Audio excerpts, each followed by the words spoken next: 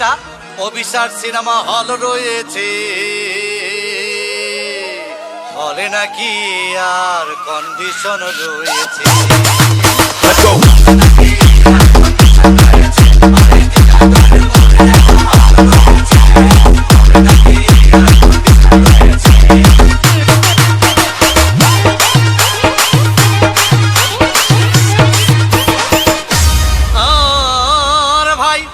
একদিন গেলাম সিনেমা দেখতে, আর রিক্সা থেকে নেমে দেখে হলে একটি সুন্দরী মেয়ে দাঁড়িয়ে আছে। ব্র্যাকেট 10 টাকার টিকিট 20 টাকা দিয়ে কিনে নিয়ে কোনো রকম ভিতরে বসলাম। হঠাৎ দেখি পাশে চেয়ারে সেই মেয়েটি আমার পাশেই বসেছে।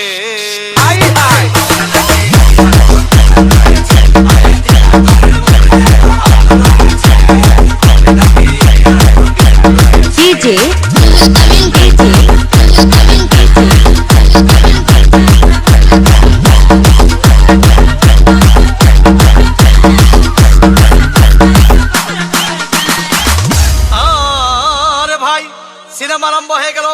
রাজ্জাক সাবানা যখন প্রেমে হাবুডুবু খাচ্ছিল, তখন আমার বুকের ভিতর ধূপধাপ শুরু হয়ে গেল। হাই, আমি যদি প্রেম করতে পারতাম। তখন দেখি পাশের সিটে বসা সেই মেয়েটি আমাকে চিমটি মেরেছে।